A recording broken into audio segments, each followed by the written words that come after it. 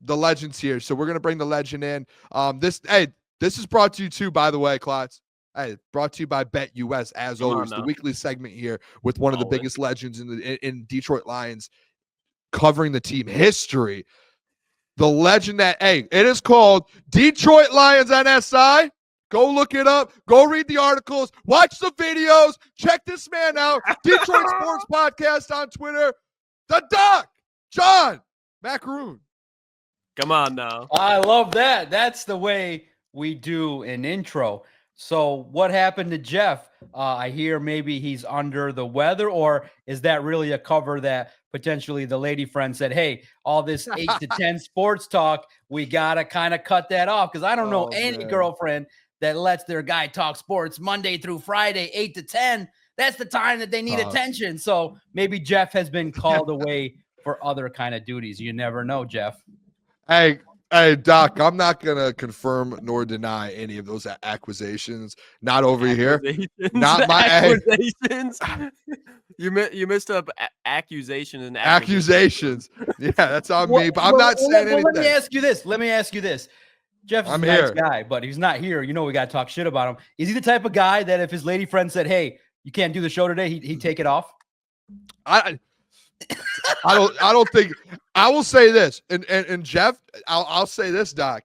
Jeff had some events to go to, like dates and stuff that he was supposed to do, and said, hey, I'm canceling those to do the show or to do something. And when I heard that, I was like, hey, I will Jeff say Iafrate's bought in. Jeff Iafrate, Hollywood is bought in. Jeff holds his ground when it comes to the show. Now, Doc, elsewhere, I cannot confirm or deny. I can't tell you if he's able to pick the restaurants they go to, able to pick the movies and shows that they watch. But I can confirm that Jeff, when it comes to the show, doesn't play around, Doc. So he'll be good there. Shout out to Lex for letting him be like that. We'll say Jeff does not pick the shows that they watch. I can confirm that. Yeah, that is true. Love Island. Bro's talking after the show about he can't wait to watch Love Island. I interrupted the Doc to tell you about the sponsor of today's video, and that is BetUS. You can head over to BetUS right now and get in on the Lions -6.5 over the Chicago Bears, which I absolutely love. After last week, the loss, everyone kind of already, going against the Lions with the injuries and losing belief, including myself. But the Lions are going to respond. They always do after a loss. And the Lions are only favored by -6.5 against a Bears team that looks like it's in disarray. So go ahead and place your bet. I'm going to lock mine in. And always remember to gamble responsibly. BetUS is offering right now up to 150% on your first deposit, 125% on your second and third deposit with the code YouTube150. So get in on it now. Head over to BetUS. Now let's get back to the video. Hey, Doc, though, how are we feeling after everything? I know you spoke. I mean, you guys spoke with Dan multiple times this week already. I feel like it's kind of crazy. I'm not even going to ask about the Bills game right away. We could get into that in a little bit. With the injuries, though, how are you feeling? Because I've gotten a million tweets from you telling the people to calm down, and I've got people tweeting at me, calm down. Jared Goff told the fan base, he pulled at me. He told the fan base to calm down. How are we feeling, Doc, with all these injuries and everything going on? Yeah, I feel like everybody, I was similar to everybody else. Monday was rough. You just felt like, man, you got punked by the Bills.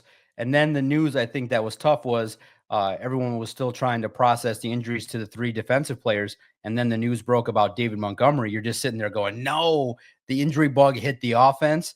That's was a little bit tough to deal with. But look, here's the bottom line.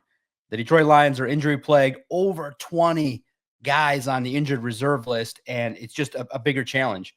So here's the best way I've looked at it for me. Now, I think it's psychologically the best way to be is that I don't expect the Lions to win the Super Bowl anymore.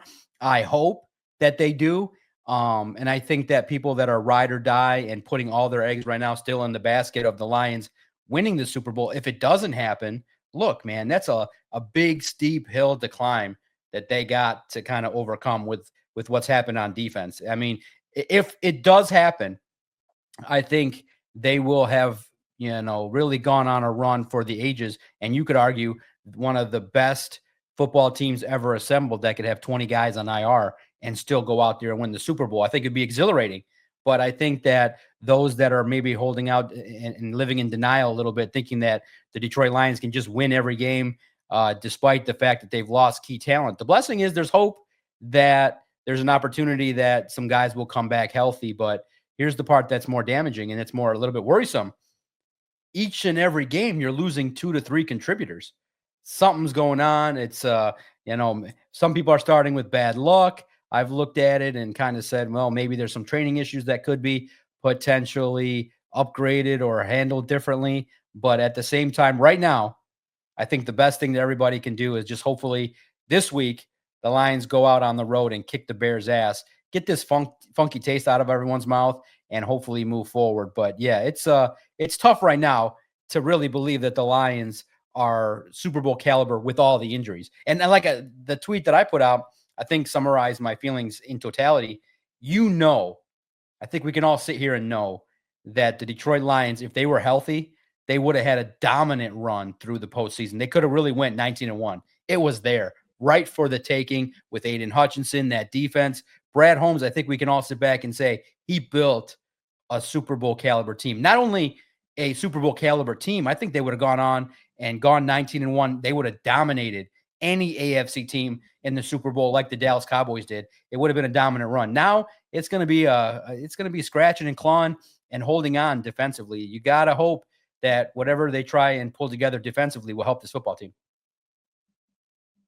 And Doc, something that's kind of going to be a beauty in the struggle with this, we just kind of talked about David Montgomery, and I saw you guys posted something, I believe Christian wrote it, with Jahmyr Gibbs. Now that he's going to have that backfield to himself, you're going to see really what he is with that 12th overall pick. I know we saw him last year against the Raiders, had a huge game, but now you're going to see that more, and especially in the regular season and into the playoffs. What are your expectations for Jahmyr Gibbs now that he has this backfield to himself, where it's not Sonic and Knuckles, it's just Sonic? Yeah, I do think that he will get a little bit more carries, but I do think that the Lions are going to continue to try and work in Craig Reynolds, Sione Vaki, and maybe we talk to Jamar Jefferson. The talk has been that, hey, maybe you sign him to the roster or call him up from the practice squad this week. I like what Jamar Jefferson and the way he's kind of changed his mindset and really worked to focus on the mental side of the game. He's got a calm maturity about him that I really respect. I've talked to him since he's been a rookie, and I just think that the stuff that he's been through to battle, I think gives him a chance to kind of get out there. And so to me, first and foremost, talking about Jahmyr Gibbs, I just can't wait to see him get a little bit more run, because I think that, he's a player that is worthy of number 1 running back status. You just look, man, the guy's pure speed. I think that he's got game-changing ability.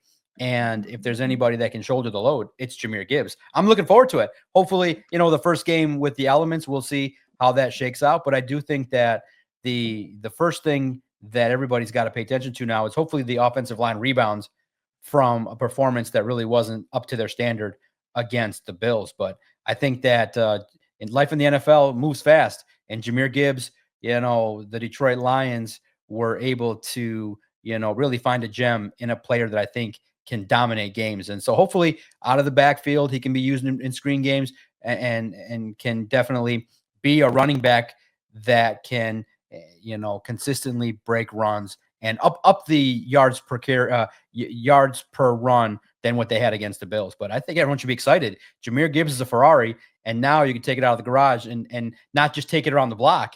You can kind of drive it down to the school, drive it down to the local grocery store. You can kind of see it a little bit, Doc. Yeah, we can showcase one of the best players in the NFL. I think he's going to have his chance. Hey, just sticking with that, Doc, with the Demont situation, Dan mentioned today that they were getting kind of a third look at it all. I mentioned on our show earlier when we started here, when you kind of get that first, second, third look at it, typically it just goes to the second eye and they kind of get the second, doctor, whoever it is, to look at it, and then they confirm, and then it's done. Do you think that there's actually a chance that this Demont thing plays out to where he ends up coming back and contributing? Because to me, it's like if you're getting the third viewpoint on it, it feels like one of those other 2 doctors said, hey, you could be able to go. Is that how you look at it? Is that how even everyone in the kind of, the media room is viewing point in this? Is that, hey, one of these doctors actually told him, like, hey, you could probably play the rest of the season on this? Yeah, it's one of those deals where the first alarm was they didn't put him on IR on Tuesday. That was one of the first signals. And then obviously he did a charity event, and he kind of said he's hoping to potentially return. It's really going to kind of hinge on the severity of the MCL injury. If it's a complete tear that requires surgery, then his season's going to be done. But what the factors that I think also probably play, and we're speculating here that weigh in, is what's the risk of further injury by playing on it? And I do think that Dan Campbell and the Lions coaching staff are always very cautious with knowing what's the risk for potential furthering of the injury, what's the risk for, the player's long-term health. And so I do think that getting as many opinions as possible is the right thing to do. But, the number one thing is I always look at it now from where you look at athletes and from the human side, you want them to have as long as a career as possible. So you hope that whatever decision's made, you hope that David Montgomery doesn't try to be a warrior. Look, he finished the game with a knee injury. That's just how, look, we don't have to question the grit that David Montgomery has. We see the battles that he has, but also too, he's kind of battled injuries when he was with the Bears. So you just want the athletes to kind of get out there and be as healthy as possible. So I know the urge for these athletes to try and do their best to get out there. But look, you trust that whatever opinion that he takes and whatever information is given to the Lions, I think they'll utilize it wisely. But I can't say if he's gonna return this year. But at this point in time, like Dan Campbell said, it's a holding pattern. It's a wait and see approach. But you pretty much can surmise that his regular season is over. If maybe you get him back by the NFC Championship game, it would be a bonus. But you just, I'm now of the opinion, hey, you be cautious and you make sure you get him back next year as well, so that he can. Because remember too, he earned a new contract with the Lions. You want him to be able to fulfill it alongside Jahmyr Gibbs, not just this year, but for many years to come. Let him suit up week 18 versus the Vikings, Doc. Let's go get that one seed. Isn't that too early, Doc? Am I crazy for thinking that's too early? If he's good to go, he's good to go. It's not going to heal in the next 6 weeks. If he's going to play on it and throw a brace on, Doc, let the man play week 18. If he wants to play through it, if he wants to play through it, man, let him play through it, man. Hey, that's what the grit's all about. Your franchise is built off throwing some dirt on it and rubbing it in. Right, but the same token, too, you put a brace on your leg, the Vikings are going to see that, and where do you think they're going to go when they start tackling? They're going to go right for it to try and get them out of the game. So, listen, I'm of the opinion that, from what you hear, MCLs, and there's an uptick with the Lions and MCL injuries, typically 4 to 7 weeks, depending. It really all depends, we don't know, on the severity of the strain, and you just hope the best for David Montgomery, man. He was having a great year. And did you guys see the crazy gambling bad beat that happened within a half a yard? Crazy. A yard of his season total. If you bet the under, you cashed. But most people bet the over and they got screwed. Hey, week 18, I'm telling you, he's not done yet. They're getting a third opinion, Doc. Those people have their hopes up. Maybe we'll see. We shall see. Hopefully people that bet the over, if there's a chance. That's what's great. But I do think that, with Jahmyr Gibbs, I'm definitely curious to see who's going to get the bulk of the carries behind Gibbs. Is it Craig Reynolds? Does he get his opportunity? Do you unleash Sione Vaki? He's similar to Gibbs in that nature. But I do think that Jamar Jefferson might be the guy that gets a call up and has an opportunity as well to kind of prove himself. Because he's been waiting in the wings. He's been doing the work. So we'll see if the Lions reward him. Doc, just real quick, I just want to follow up off. You mentioned something about some injuries there and how they keep happening, and it's like 2 or 3 a week. I just want to throw out there real quick, and I want to see what you think. They're finally resting guys today. Like, you saw the whole list of rest. You really haven't seen rest all year. Do you think, obviously, you could say the trainers and the strength staff, all of that may be something to do with all these injuries? Is it like the practice schedule, or like, I know Dan Campbell, sometimes he likes to get after it and he has a different coaching style. Do you think that has anything to do with like these injuries, the way he's gone about training camp? And like, I feel like I haven't heard anyone talk about that or ask that. I know you had brought up the training staff and all of that in the strength, but like, no one's really brought up, hey, is the Dan Campbell off season maybe a little too much, or is the practices too much? It's just a question. I don't believe it because I'm about grit and I want to wake up every day and bite kneecaps. This is just someone whispered in my ear and said, hey, Booner, you need to ask this question as a part of the media. This needs to be asked. to you, Doc. Of course it needs to be asked. That's why in my position, you have also now told on yourself again, because last evening I got in touch with, and through doing a lot of podcasts. Wait, no, you got the guy on that was with the Eagles. I was there. We had him on too before. Yes, he is great. He is full of knowledge, really wise. On the latest Lone Wolves podcast, I posed that question. Now, some people are looking clearly about that, looking at the injuries, and they're trying to surmise, is it bad luck? What's going on? But look, I just, you can't really common sense wise just say bad luck. Yeah, a lot of the injuries are happening on the field, but at the same token, part of the strength and conditioning and the medical team's job is to try and put the team in the best position for prevention. You know, the Aiden Hutchinson injury, clearly a freak injury, Alex Anzalone, but you understand too that the degradation of the knee injuries potentially could be caused by some factors that maybe are being influenced by Dan Campbell's practices. But I asked the question to Ted Rath, and he said, look, you want to achieve you want to practice hard, that it's one of those deals where, remember, last week, Trevor Nowaski got a concussion in practice. So the Detroit Lions are not playing around. Everybody knows the Lions practice hard and they practice different. So you can't knock it because the team has got 12 wins. So it's one of those deals where it's that fine line of Dan Campbell's done a decent job because of the team had the early bye week. Remember, they've had walkthroughs on Wednesdays. So the games take place Sundays. He's been basically giving his guys 3 days to kind of recoup. So I don't think that it's a factor of Dan Campbell pushing the guys. I do think that there's probably some factors in the strength and training staff that could be adjusted, maybe in terms of what Ted Rath said in terms of their, standing and walking and kind of the manner in which they're stressed in different avenues of their daily work at practice. Maybe the way they're interpreting some of the workload maybe could be advanced or changed or modified, but clearly something needs to be modified. 20 guys on IR, you can't attribute that to bad luck. I do think that this offseason they will adapt and make some changes so that it doesn't happen. Last year they were, you also got to look at it. Last year they got relatively healthy at the right time, but you do got to pay attention. The MCL injuries for the Lions are a little bit elevated. I think half a dozen guys dealing with knee injuries. So and it's just not one thing. You also got to remember the Lions play on an artificial surface. Ford Field is not natural grass.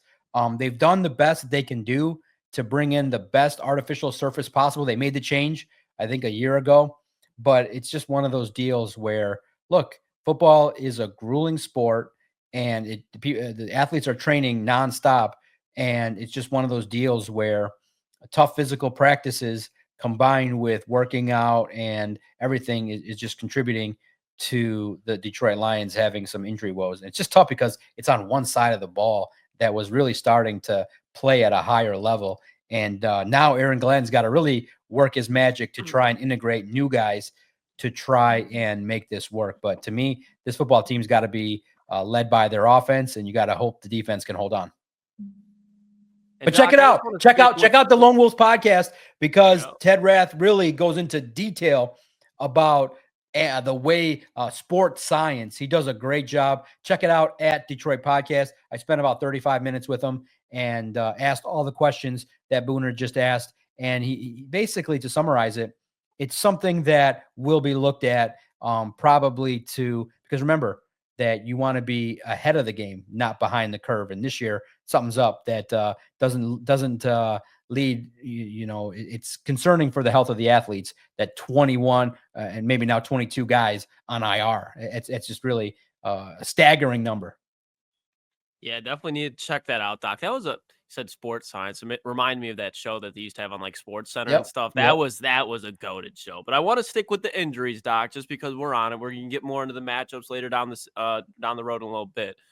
But now a little bit more positive side of the injury situation. You got Ifeatu Melifonwu, a guy that we saw last year, especially later in the season, kind of in the same window we are right now, really turn it up. When is he, because I know they activated him, When is he, in your opinion, supposed to be back on track? Have you asked any questions to Alan Park about Iffy? What is your analysis of the Ifeatu Melifonwu situation going on when it comes to him returning from injury? Yeah, one of those deals where very unique situation for him, where he was on IR, was in a situation where his practice clock got open, then he suffered a different injury. So they were able to put him back on IR. So what's happened is his practice clock has opened. So the Lions technically now from today have 21 days to fully evaluate what he's about, what is going on. So this week, I would be surprised if he's just called right away up to play. So I think the earliest he'll come back is the following week against the 49ers on Monday Night Football, because I do think that Emmanuel Moseley might be a little bit ahead of him. What stinks is that Ennis Drakestraw got hurt as well. He's on IR. I think it would have been a nice opportunity as well to see him. Here's a challenging part about Ifeatu Melifonwu. We got a tease of what he was able to bring to the table last year. And so everybody remember I was talking to you guys about it too, just how crazy wild the safety unit could be with Ifeatu Melifonwu, Brian Branch, and Kirby Joseph. And unfortunately, Ifeatu Melifonwu can't stay healthy. So until he gets out there, it's tough to really surmise what he can bring to the table, because he just, practices a week, plays a game, then gets hurt again. So you hope that it's one of those deals like I know when we're talking about David Montgomery, did he get fully healthy? Has he been pushing himself to try and do anything? And that's where I think the questions that we don't know is the severity of his injury, and to what degree, is he pushing it maybe too much and resulting in other injuries. But he practiced today. So that's step one. And I think that in the coming days, we'll learn about what he's done, because we don't get to see practice. We see drills individually. So we'll learn more about what he's done over the course of the next couple of days. I think Friday will be the day that you get the most information about whether he's ready to go. But right now on Wednesday, I just think that's a long shot for him to play against the Bears. But I do think that, look, every day that he practices, and if you get him back, you might have another opportunity to kind of have more depth behind Terrion Arnold and Amik Robertson. But at this point in time, you just gotta hope that Melifonwu can stay healthy, because he just hasn't shown it. Yeah, Doc, I just would love to hear what your thoughts are on, I know Dan already mentioned Brian Branch moving, like all these different things. And obviously you have Emmanuel Moseley, Kendall Vildor. How do you, if you had to pick, Doc, I'm interested to know how you would kind of move this thing around and what you would do in the secondary, because they're going to have to figure something out with Carlton.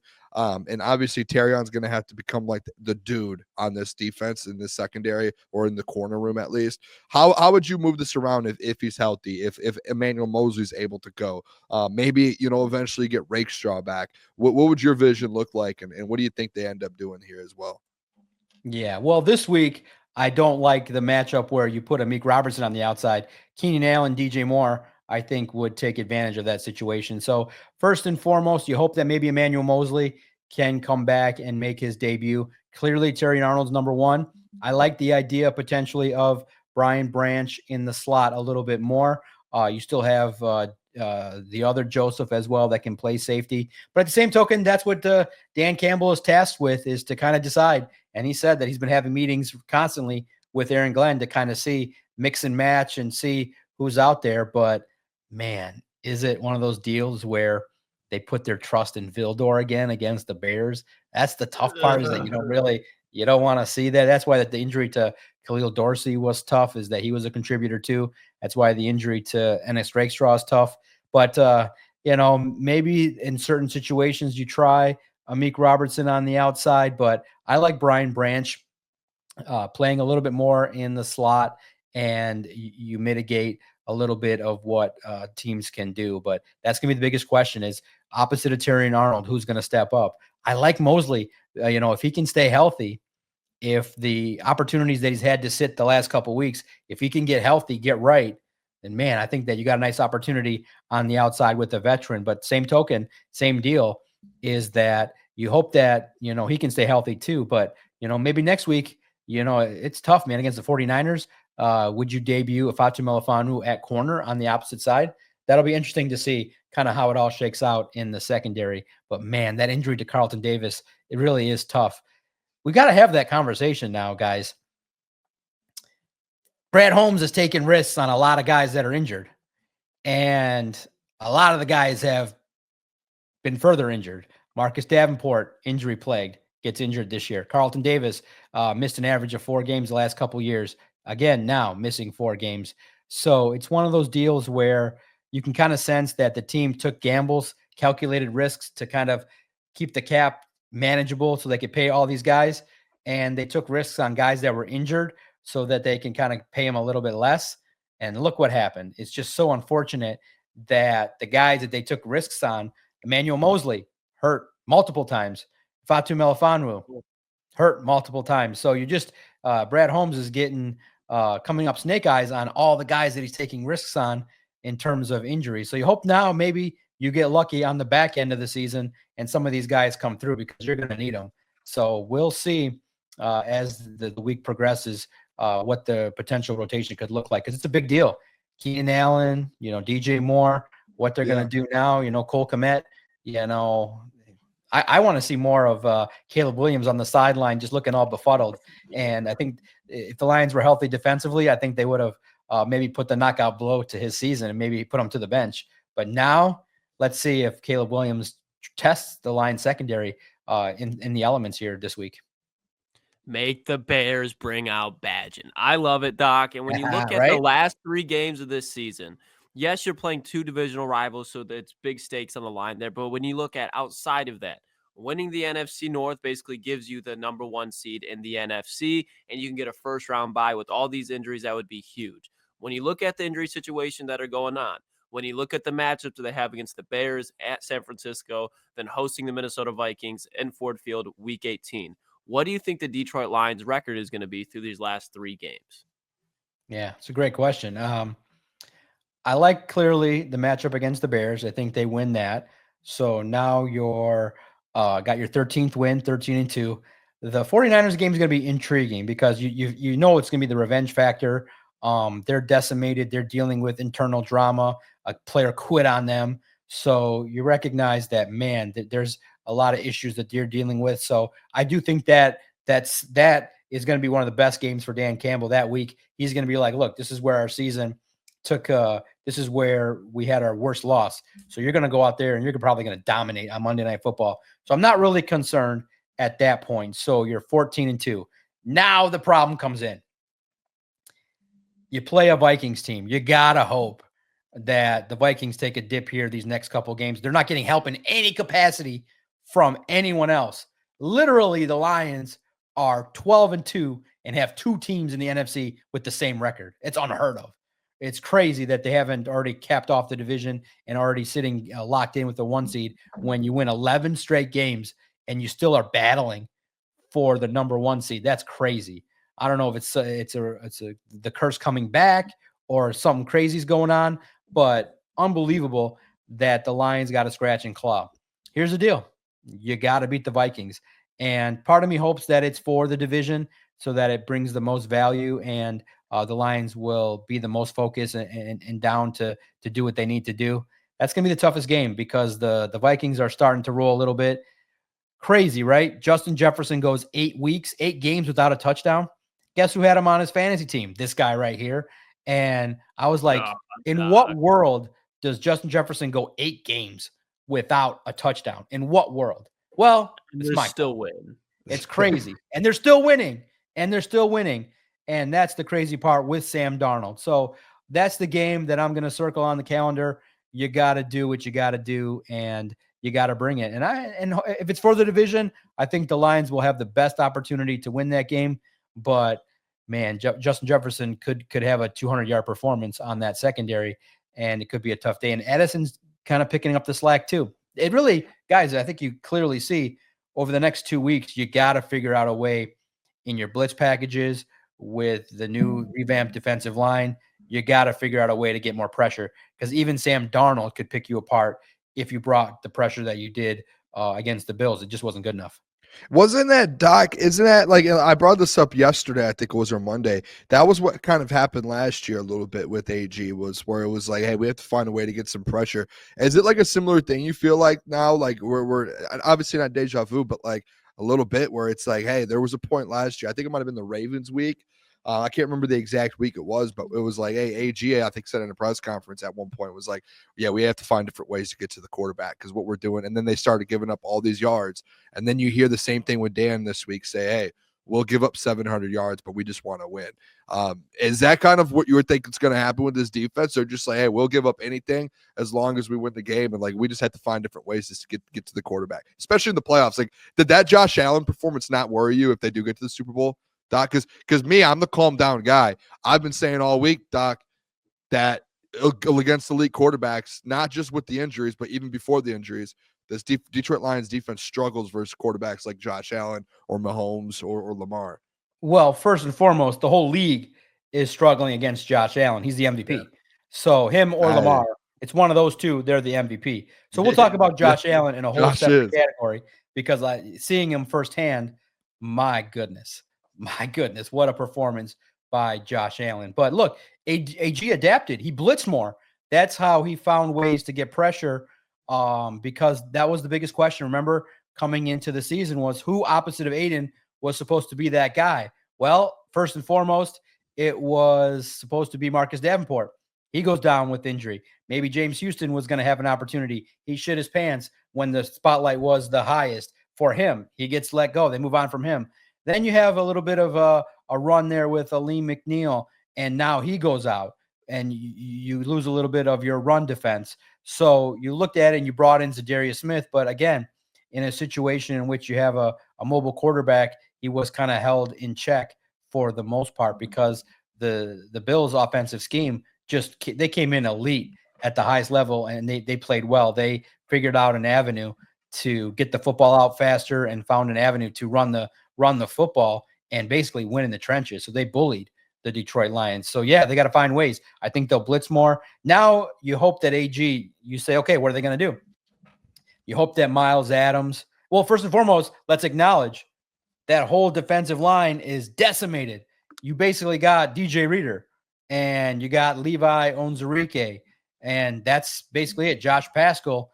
Now, what was concerning is those guys were healthier and they didn't execute at the highest level. You got to hope that Miles Adams, Jonah Williams, you got to hope that you get a little bit more from the guys. So basically, you got to put this in the hands of Levi Onwuzurike, Josh Paschal, and Zadarius Smith to say, hey, you got to win more battles. And then AG's got to time the blitzes more effectively. So you got to see how moving forward they're going to try and bring pressure. But that's the name of the game. Whether it be blitzing, whether it be winning with a four-man front, let's see. Because in base, they didn't do a whole heck of a lot of good things against the Bills. So now you ask the $1 million question. That's why everybody likes the stud quarterback that is Josh Allen. Look, Jared Goff is a great passer, but again, if you pressure him, he's going to go down. He'll have one or two nice runs, but Josh Allen, if he plays that way against anybody, if you just want to take Detroit out of it, unstoppable, they're winning the Super Bowl. That performance was out of this world. He was gliding through the Detroit Lions defense. He was standing tall. He was zipping the football with confidence. He looked like, hey, I belong here and I'm ready to show everybody that, hey, all this JG talk, it needs to stop. I'm the guy. That's how good he played.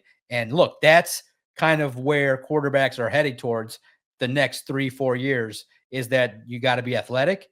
You got to be smart in terms of making good decision. And now that Josh Allen limited turnovers and you give him some weapons in Shakir and a good running game, my goodness, it's unstoppable. It's scary. It's scary. And so you don't want to see the Bills again. You don't want to see the Bills again because you can make the argument that Lions best versus the Bills best pretty much could potentially favor the Bills because quarterback-driven league, and Josh Allen's one of those guys where he can take over a game by himself.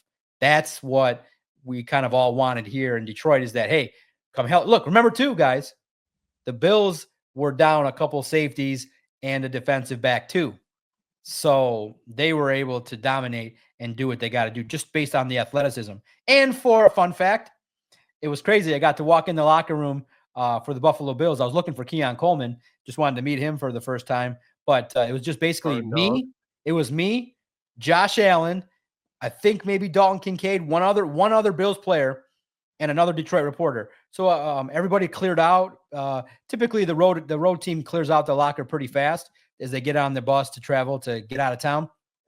So I just see Josh Allen, and I'm like, all right, it's just me and him. He looks over, he looks at me, he eyes me up and down. And I said, hey, Josh, I'm Detroit media. I got one question for you. He eyes me up and down again. He recognizes, I don't know who this guy is.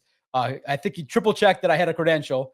And he just said, I already talked at the podium, and just went back to getting dressed and disregarded me completely. So it was, hey, at least you tried, Doc. Of course. I'm going to always try. But yeah, I felt big time by Josh Allen. And he doesn't know me from the hole in the wall. And he had already spoke to the media. But literally, I was just going to ask him, what was it like to play in Detroit? Big time game. You played a great game. What was it like? I just needed like a 30-second answer. He could have did it because there's nobody there. But he didn't know. It was literally just you and him? Just me. It was just basically two guys. That's crazy, Doc. Yeah, it was just me and him. And maybe the locker room was completely empty. So it was just, he was getting dressed because he, I think, did the podium. And then everybody had gotten out and he was getting dressed. And I just wanted to and of course, I knew the odds were pretty low that he's just going to sit there and talk to me. But he just went back to it and just said, and that's kind of the typical answer that they give when they say no, is that I've already did my media obligations. Why would I do more for you? He doesn't know me from the hole in the wall. But hey, you got to try. And but I did feel the big time, big money quarterback aura from Josh Allen. He had it, so it was cool. He does have it. He does have it. He has the aura. He's a cool dude. And but did not want to talk to Detroit media in the locker room after already talking to the media. But man, Josh Allen, man, maybe if Carlton Davis and Alex Anzalone come back, maybe it gives him a little bit more of a boost. But man, can he zing that football? You got burned by Ty Johnson against Quan Alexander. Don't bring up the revenge game by Ty Johnson. That was probably the most annoying part of it all. Like, it couldn't have been James Cook, couldn't have been my guy who I was speaking on, Ray Davis. It had to be the 7th round pick out of Washington, I believe, in Ty Johnson. That just stings. But Doc, you kind of just brought up the AFC with Josh Allen. You don't want anything to do with him. If there was a team, or maybe you have 2 or 3 teams that you could think of in the NFC, the Lions are obviously going to make the playoffs regardless of how the last 3 games go. What is the team and or teams that you want no part of on the road into getting into the Super Bowl? Yeah, no doubt. I think your chat wanted me to ask Josh Allen if he was hung, and that's kind of interesting. I don't think that he would have looked. I think that would have been something where if I would have asked a question of that nature, he might have clocked me. He might have been like, "What?" He might have just walked right out, or he might have yelled out like, "What?" You should have asked him. You should have asked him if he went to room 40. Right. I should have asked him about his engagement or something corny, or something about golf or Aaron Rodgers or something crazy. But listen, you always got to ask hey, I just want to ask one question. And I pretty much knew he would never give me the time of day. I should have wore, and nowadays I should wear a suit when I go down there. Maybe give me a chance, or I should just lie. I said, hey, I'm John with ESPN, and I got one question for you. See if it would have made a difference. Just lied and see if that would have got a quote. But no, you never know. But look, I think the Lions are, if they get a little bit healthier, they're better than the Vikings. They've proven that. I do think the Eagles game, where they're at now, would be an interesting challenge. I'd rather have the game be in Detroit. And here's the deal, guys. Here's the crazy part about karma too. You've beaten the Rams now twice in a row. They're picking up the pace a little bit. And come on, Doc. Puka Nacua, Cooper Kupp, Matthew Stafford. What happens if you have a weird loss to the Bears and something happens on the road and you got to end up going on the road to face the Rams?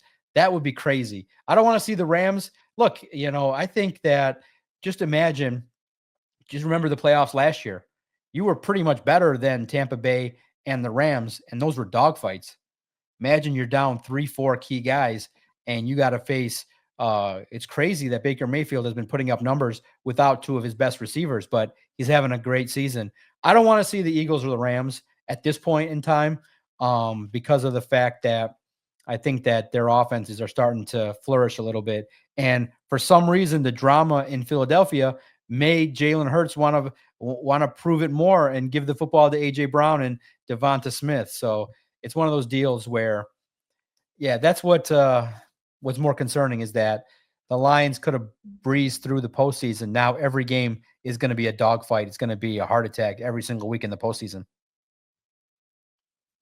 Do you think, Doc, and I'm just gonna ask it straight up with that, if they don't get the 1 seed and they have to go on the road, do you think it's like I mentioned the other day, like the Booner path? Obviously, everyone knows about the Booner path here, but my Booner path I laid out after this loss was you have to get this 1 seed to be able to get to the Super Bowl. Like it's just you're at that point to where it's such difficult with the injuries. There's a line to be drawn, and it feels like winning these next 3 games is kind of like I said. Week 18 is basically a playoff game because you want that week off and you want the 2 home games. Yeah, it's pretty imperative. I think that the teams coming into Ford Field will find it difficult. It definitely makes things easier. But I think the Lions are saying the right things. They got the right mindset. I think the loss to the Bills came at the right time to kind of put a sour taste in their mouth. Look, I think that you can't count out the Lions in any game. I think that, Seattle is another team, Washington, another team that as well are playing well. So you want all the games at Ford Field. I do think that they have a good chance to get the 1 seed. And you just hope that the injury situation kind of stabilizes a little bit and you get some guys back. So, but that game against the Bills was costly. Ali McNeil, Carlton Davis, Khalil Dorsey. Could not afford to lose those guys, man. Brutal, Doc. The scary part is brutal. Essentially, who could get injured next? That's the part people are like, okay, let's calm it down. But every game, 2 guys are headed to IR. It's scary to think about. But like I said, I think that you hope for the best for the Detroit Lions. You sit back. You can't expect it. It's just one of those deals where this football team, you got to see if this offense can rebound. Because here's the thing. The offense has been inconsistent as of late. The offensive line has kind of been up and down. I was asked on a radio interview what I wanted to see early from the game against the Bills. And I said, I would be comfortable if I started seeing David Montgomery kind of get 3-4 yards a clip running the football. That would give me signs early that the offense was clicking. And the very first offensive run I think he had, he kind of smack dab right into the line and got no yards. I think the first drive was pretty atrocious for the Detroit Lions, and that kind of signaled it was going to be a long day. And look, that game against the Bills, when you look at it, was concerning because everyone's kind of downplaying a little bit. One of the things that Dan Campbell said after the game, he said, well, I didn't feel like we had the same juice as the other guys. The Super Bowl preview. Why do you not have the juice? It's basically you get a chance at home to showcase what you're about to one of the best AFC squads. So did Dan Campbell push them too hard? Here's the crazy part too. Maybe the luck factor played in. The Bills had a practice canceled. They had a day off. And so remember what happened. The Lions practiced in pads that Wednesday. So you realize, man, they maybe grinded a little bit and put themselves in a position where they didn't bring the juice. And then you get, Amon-Ra St. Brown dealing with food poisoning. He's tired. And it was just one of those deals where you thought, hey, mano a mano, you wish the Lions would have played their best against one of the best teams in the AFC, but it didn't happen. It's one of those schedule losses that just, look, they're 12-2, but at the same token, I just would have liked the Lions to kind of come out with a better mindset against a team that you knew was going to probably play their best game. It just didn't happen. Felt like a slow start. It was brutal. Yeah, they got down and they were trailing. Doc, defensively, you saw the Bills jump out to the early lead this week. I think points are definitely, with all the injuries, going to be much easier for offenses to come by with this Detroit Lions. They gave up yards, a shit ton of yards, but now I think we can expect these points to come along with it, with Noah Lee, McNeil, Carlton Davis, everything that we already talked about.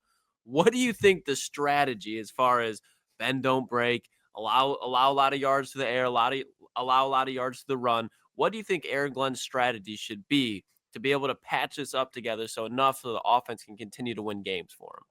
Yeah, well, first and foremost, best defense is a great offense. Keep that offense on the field, run the football, keep that defense off the field. But look, you still got to play to your strengths. And you do think that Jack Campbell will rebound and have a better game than he did. You hope that Trevor Nowatzki coming back will provide a spark. You hope Quan Alexander and Jamal Adams continue to acclimate and get better. But yeah, the first and foremost, the linebackers probably are going to have, a long week of film watching to say, hey, that's not how you drop back in coverage in any capacity. You got to tighten that ship quickly and figure that out. The linebackers got to play better. You hope that Levi Onwuzurike and Josh Paschal continue to make strides and get after the quarterback. This is the kind of game in the elements too. It's going to be a physical, grinded out game. And I look at it from the perspective of Aaron Glenn. Yeah, he's going to be telling the guys, hey, you better tighten the ship. You got to tackle better. You just got to come with a much better attitude and I think more juice. And I think they will. I think the defense is hearing all the noise that everybody's saying, hey, you're decimated, you're out. But first and foremost, you got to stop the run. I think DeAndre Swift will make life a little bit easier for the Lions defense. I don't think that he's going to have a big impact. The question mark is going to be in the secondary. What's the impact going to be of the loss of Carlton Davis? I think you bring some pressure with Brian Branch. I do think that you have an opportunity to kind of move him around a little bit and showcase his skills. And yeah, bend, don't break. At the same token, you look at it and the Lions got to ride that offense all the way until the season ends. And you got to make sure that offense drops as many points as humanly possible, touchdowns, and you make sure that offense, listen, the offense. No. Did we lose Doc? I think we lost Doc. DOC? Wait for him to come back. I've got another question for him. I know. I'm sure he'll be back. He'll be back. We're moving right now. I'll remove him. Oh, wait, Doc, are you there? There he is. There he is. The AG curse. He heard me complaining, so booted me gosh. from the system. But hey, the defense, Listen, I like that they're being doubted. You hope that they come back and handle business because, man, a lot of doubt on that defense. I think that they're going to take it personally. Amik Robertson, too. Don't sleep on him. He's somebody that said, you're going to have to kill us to end the Detroit Lions defense. So you'll see. We'll see what happens. Yeah, I mean, it feels like every time we've had, I know there's 20 injuries now, Doc, but like there was 13 defensively on before the last couple weeks. So like guys have stepped up even without this, the Salim one defensively and Carlton, like other guys have stepped up. I'm excited to see it. I do want to bring this up to you. I don't know if maybe Jeff or Klotz asked you over the last few weeks, and I just, didn't realize, but it just in my mind, a conversation we have had on this show a lot, Doc, is these two offensive Ben Johnson coordinator and then DC Aaron Glenn, their futures with Detroit. And the one question, it's not really if you think either of them are going to get a head coaching job. I think we all know eventually they both will. The one question that is brought up on our show is who's more likely to get that head coaching job and leave? Is it AG or Ben Johnson? And before you go, I'll just throw out what we talked about just so you have an idea of kind of the sense of where we were going. Me and Jeff both had thrown out the idea of AG getting a job just because being a DC, it's sometimes harder to get those jobs. And Ben kind of waiting for that job. I'm interested to know if you kind of had the same thought process or if there's a different aspect or kind of thought that you go about it with. Yeah. Look, I think that Ben Johnson's going to be very coveted. And I wonder the kind of contract numbers that he's going to command. But look, he's only 38 years old. He's still very young, very well compensated. He loves being here in Detroit. What would happen if they fall short? Do they run it back again? Does Aaron Glenn say, no, I'm not leaving. I want to see Aiden Hutchinson win Defensive Player of the Year. I want to win a Super Bowl with this team. And so first and foremost, I think the results of the Super Bowl will definitely play a part. I think that if the Lions win the Super Bowl, you probably lose both. I think that Glenn might be in the conversation for the Jets, certainly for the Saints. I think Ben Johnson could definitely be in the conversation for the Bears job or other opportunities as well. So we'll see where the best fit is. We'll see which teams are willing to also too, because now I think both potentially could take executives from the Lions and build it out because it's a copycat league. And a lot of these coaches want their own general manager to be able to pick the talent. And we shall see. But right now, it kind of has the feel that I think Ben Johnson is in the lead a little bit because his cachet with being such an offensive wizard and working with Jared Goff, a lot of teams want an offensive guy to work with a young quarterback. And so there's a lot of teams that I think will come knocking for Ben Johnson. But at the same token, Aaron Glenn is building a lot of respect across the league for the work that he does. And there was a nice stretch there where the Lions defense was playing really well before the injuries came through. So it's tough too, because it does have the feel of like, the clock is ticking on the band being together. But man, it'll be interesting to see. You do want all three. You want that photo, right? Dan Campbell hugging Ben Johnson and Aaron Glenn celebrating a world title. Man, we all want to see it. We all just want that Super Bowl, but the hurdles are so high. It's crazy. You maybe get them both back if something happens and they don't make the Super Bowl. So we shall see. But I think right now Ben Johnson's in the lead to have an opportunity to leave. I think they both stay. I think they both stay, Doc. I do. I know it's wishful thinking, but I think there's definitely a chance. And we bring him Sunday back up, and it's going to relate towards the rest of the season. Obviously, it was a dog fight, a street fight. Lions got hit in their mouth and kicked in the nuts, but they were able to sneak in a couple of jabs there. And you saw, I think one of them was Sam Laporta, 7 catches, 100-plus yards. Now, a lot of that has to do with game flow. The Bills didn't want to give up anything deep, so they just kept feeding Laporta underneath. But just the fact that you saw Sam Laporta get 7 catches, 100-plus yards. Week prior in Green Bay had some big catches. What do you expect for Sam Laporta throughout the rest of the season, coming off his best performance, where he's been pretty quiet this whole season beforehand? You're absolutely right. Unlock Sam Laporta, more for him. I think that in a game like that, Amon-Ra St. Brown can't fumble the football. He had a great touchdown, but he also had a critical turnover. So you hope that everybody steps it up. I think Jameson Williams, even though there was a flag thrown, can't have that drop. I mean, Goff threw him a beautiful football, one of the best he's ever going to get, didn't secure it. So I look at it like if everybody steps up on offense, especially that offensive line, they just uncharacteristically got bullied around and were dominated. Not a good performance in any capacity by the offensive line. You hope that this offense picks it up. But Sam Laporta, interesting season, right? With the injuries and kind of been utilized more as a blocking role for the running game. But I do think that, Sam Laporta can be utilized more, especially in a game in the elements too against the Bears. I think that he's got an opportunity to do some things, as well as Brock Wright.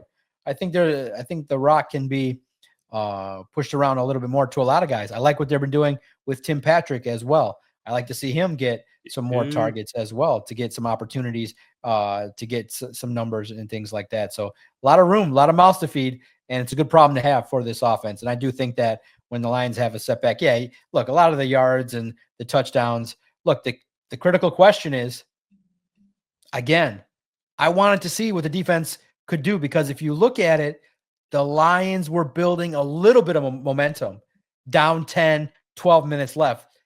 Onside kick was crazy to try. It was just crazy to try it because, in theory, you're down 10. Your defense is struggling, but you just got a touchdown. You just forced them to have a field goal. You're down to 10. I would have liked to have seen the trust in the defense, one more drive. Maybe you hold the Bills to a field goal and you get the touchdown. Maybe now you're rolling. So I just thought that the execution of that play was ridiculously bad. You give up the return. I just wouldn't have did it. I just think that at that point, I just hate the rule in general. You got to declare that you're kicking. It's brutal. That was so bogus. It's terrible. I hate the rule in general, and everyone's pointing it out. You have less than 10% odds of executing it across the league. So you really showcase your desperation at that point. I just say at that point in time, go down with the ship. If your defense goes down, they go down. They learn their lessons. They move on. I think Dan Campbell pressed too soon in that contest and maybe cost the Detroit Lions some momentum. Maybe even you can say contributed to the loss. Not the sole reason. The defense was terrible and you didn't win the game in the trenches. But at that moment, the Lions offense was getting some momentum. You might have said, okay, go time. If you put the trust in the hands of the defense at that point, maybe the light switch would have went on and maybe you get that turnover from Josh Allen, or maybe you get that key stop at that point. I would have liked to have seen that defensive drive, that defensive series for the Lions down 10, 12 minutes left. But that was terrible. The Bills scored and the game was over. Yeah, I'm with you on that, Doc. That I felt like that was a turning point. Bad decision, pressing. Yeah, Matt Collins of all people too. Your boy Boone. Yeah, no, yeah. I mean, I don't think Matt Collins. I know some people hate him. I don't think that was brutal. Like that was heartbreaking watching that happen. I thought there too, and maybe it's in college. I thought there was the rule to where you can't advance a onside kick. That must just be a college rule.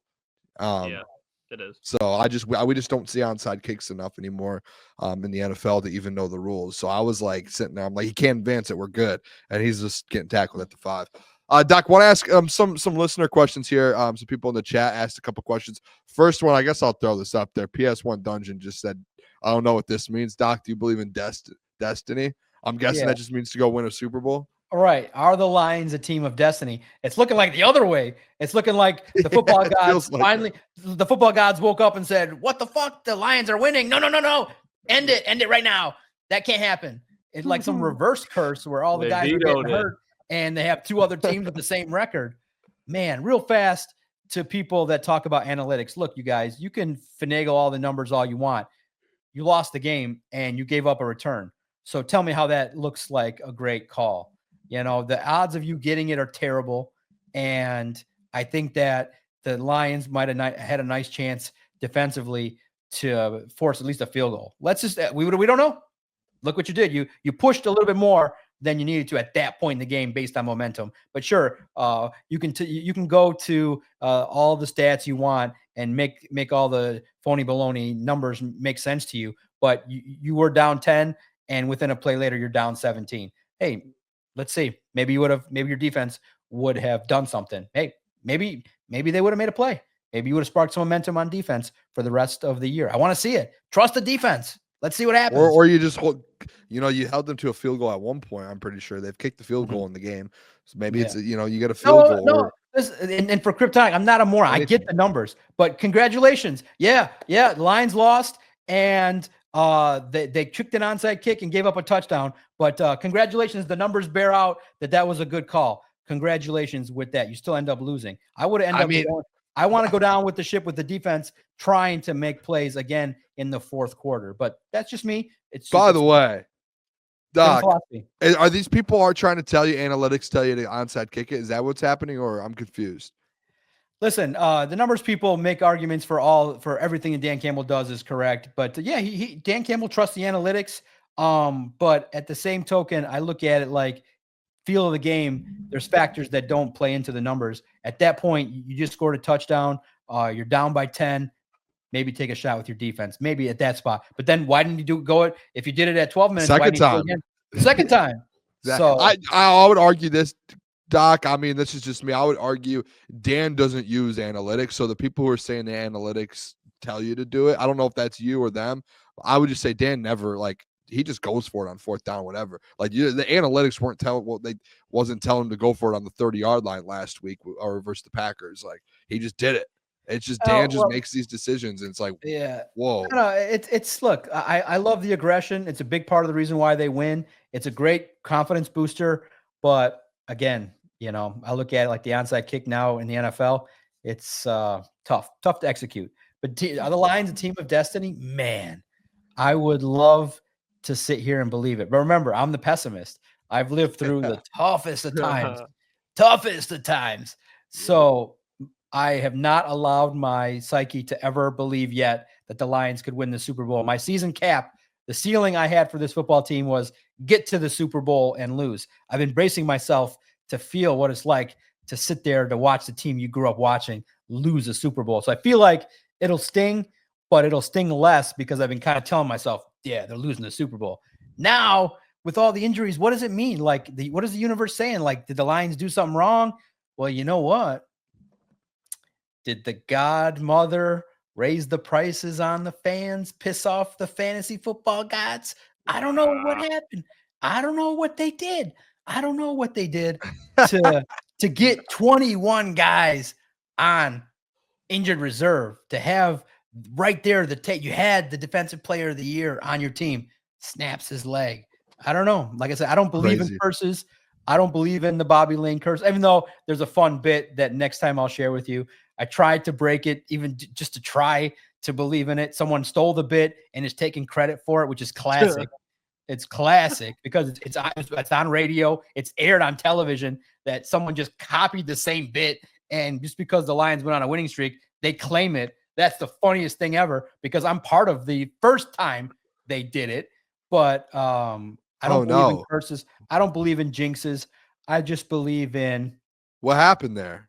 What happened? You kind of let us on there. I mean, I need to know now. You have to say it to me or something.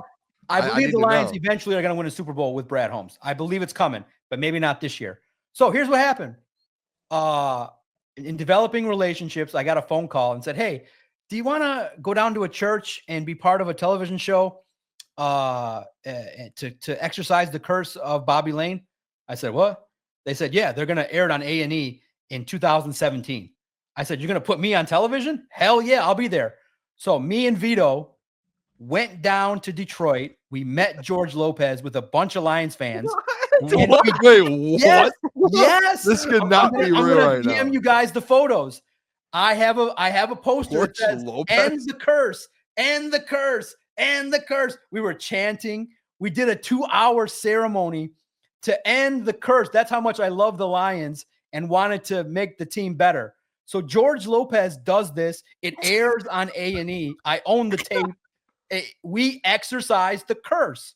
Okay, so that led to Matt Patricia, which then led to Dan Campbell. So then what happens is Peyton Manning and what's his name? The other actor that's why'd you just ask me this question, Doc? Fuck. Yeah.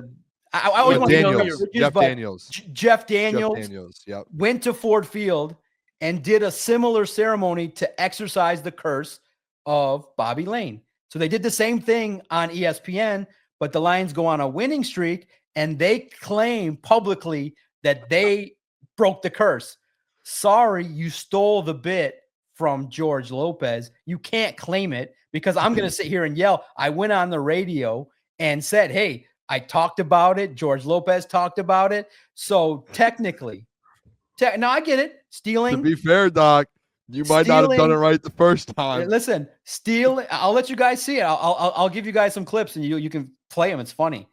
In the end, stealing is fine, but everybody knows the truth that George Lopez was the first person to work his ass off to end the curse of Bobby Lane. And with the help of Doc and Vito, we started the ball rolling to end this curse talk. It's publicized. It's there.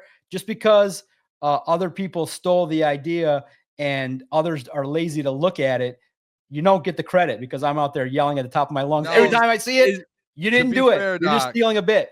Doc, and I'm going to give you all the credit in the world. You know I will. Hey, you're it's my out guy. there. I will ask you this, though. Do you George think Lopez. maybe they looked at the game film and said, hey, we have to switch a couple things up here. We got to do it a different way to get the curse. Maybe you guys had, the idea was there. Hey, maybe George did it the wrong way. Maybe he didn't have the right amount of mixtures. No, we did it. We did it. We exercised. Because after you guys did it, Matt Patricia came around. Right. He got a praise. That's a problem. He exercised the curse. That was the worst ever. No, listen. I'll say this to those that hate. Okay, George's premise was when you say what's the connection, he did a show. One of the shows was about superstitions, and he heard about the curse of Bobby Lane, and he's a big Raiders guy, so he was looking at it, and he said, "Hey, I want to help the fans of Detroit get back to their winning ways," and he did it, and he helped. He delivered Matt Patricia.